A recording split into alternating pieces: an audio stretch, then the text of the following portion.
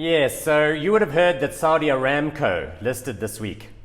The Saudi government sold a 1.5% stake in the company, which is a tiny sliver, for like $26 billion to their friends. And yes, the stock jumped on the first day of trading on the Tadawul, which is the Saudi stock exchange where it listed. Well, you might say jumped, but in reality, every single trade on day one was at exactly 35.20. Not higher, not lower, exactly that price. 10%, that was it. Come on, people, the whole thing's rigged. In a press conference afterwards, Prince Abdulaziz, who is the Crown Prince's half-brother and the Saudi oil minister, said, "Those who have not subscribed in Aramco will be chewing their thumb to the point that I will be worried about them. They'll have to go and fix themselves in the hospital." Fuck off. Of course, you will recall that Saudi Arabia has a well-earned reputation for torturing, murdering, and dismembering its critics. In the hospital, chewing your thumb. Now, in a few days, they'll commence a share buyback. Wankers. So I don't want to hear a single word from anyone calling Saudi Aramco the world's largest listed company, okay? That is still Apple. Aramco is a total farce. Well, you know, the South African Reserve Bank comes in for a lot of criticism around here, but they may be the last honest state organ in this country. So I say hands off the South African Reserve Bank and their governor, Lesetja Kganyago. You don't have to go very far to find a developing country with a rotten banking system. For example, did you know that bank regulation is extremely interesting and colorful in Russia? According to a recent expose by US financial media giant Bloomberg, the FSB, which stands for the Federal Securities Service, that's the successor to the Soviet KGB. The FSB, yes, has a unit that is responsible for bank supervision and counterintelligence operations called Department K. Sounds like something out of a Bond movie. You're under investigation by Department K. Well, in any event, the head of Department K has just been arrested in Moscow. In his fancy apartment in an upscale neighborhood, they found cash banknotes worth $100 million. Plus a whole lot of fancy watches. In his garage, a fleet of automobiles. His lawyer has already conceded that the money came from sources not envisioned under the law.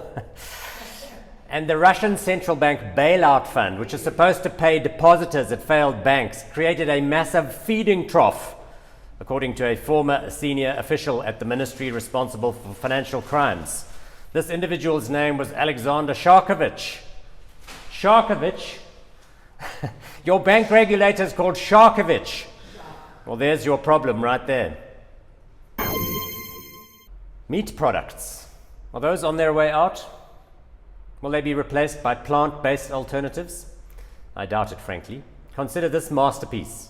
For gamers who don't have time to prepare a Christmas or Thanksgiving dinner. It's all there in that can. Or what about this picture of a meat clown roll, where every slice of polony is a gift? That's going to sell forever.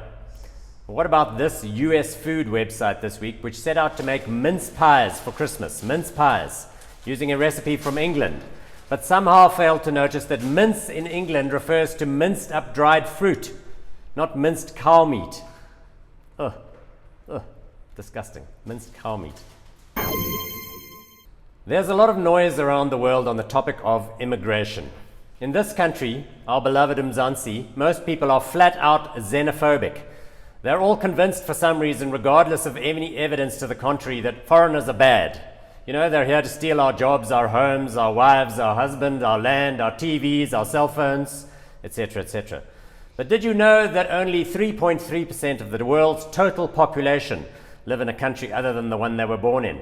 And what is more, every single economic study done by anyone half sensible will show that immigrants make a huge net economic positive contribution. Immigrants, or their children, founded 45% of Fortune 500 companies in America, including Apple and Google. So there, now you know, you xenophobic bastards. According to an expose in the Washington Post, since 2001, the US has spent more on nation building in Afghanistan than in any country ever. $133 billion has been blown on reconstruction and aid programs for the Afghan security forces.